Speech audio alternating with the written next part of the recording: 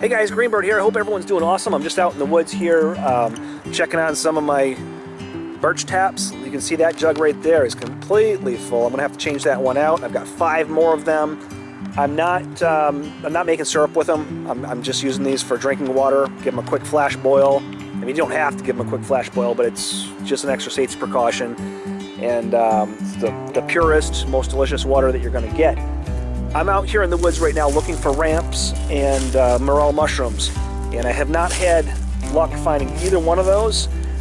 I think it's a little bit early where I'm at, and I also think that I'm looking in an area that has a little bit too much leaf cover, but it did make me think about what's going on right now, and you'd really have to be living under a rock or have access to zero technology and not ever buy any type of food to not be aware of what's going on right now. I mean, food prices are significantly increasing. I mean, they've gone up 20 to 30%, and they're predicted to go up another 20 to 30% for a bunch of different reasons. I mean, there's a lot of geopolitical reasons why that's happening, and I'm not going to get into it here because this channel is not going to be one of those doom and gloom prepper channels, and it's there's a lot of channels out there that cover that stuff.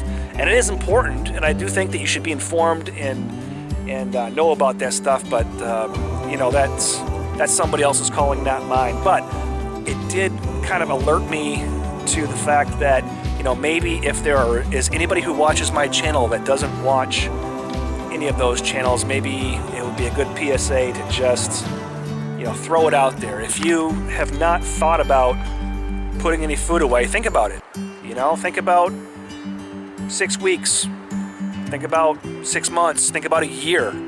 I mean, I think we're in this for the long haul. I think it's going to be a year or two at least before we get through this. And if there are even more increased food shortages because of some of the geopolitical events that are happening around the world, I'm trying to be as non-specific as I can.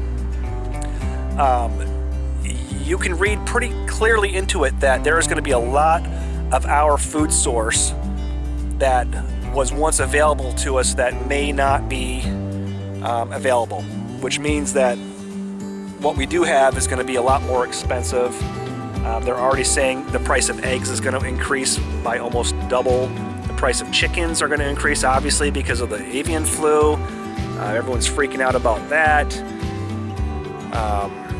So anyway, the message here, like I said, is a very subtle kind of seed to be planted. I'm not going to get too much into it, but stay informed, stay prepared, stay ready, stay frosty and dangerous. But, most importantly,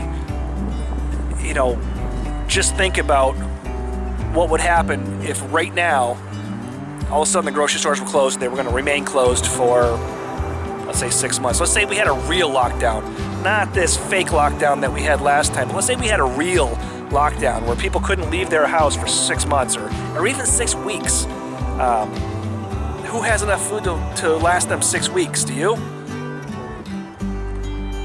So anyway, I hope everybody out there is enjoying life, enjoying the good times, just in case these are the good times, and maybe what's coming is not going to be the good times. But let's all stay positive.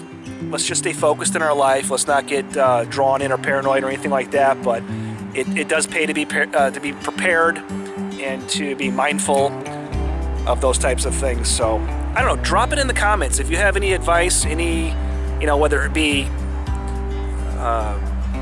wild edible collection or gardening tips or raising animals or anything like that. If you have any advice for anybody, for whether it be someone like me who lives in a very rural area or maybe somebody who lives in an apartment, maybe they just have a bird cage with a few quail, whatever it is, just let's just help each other out and stay safe.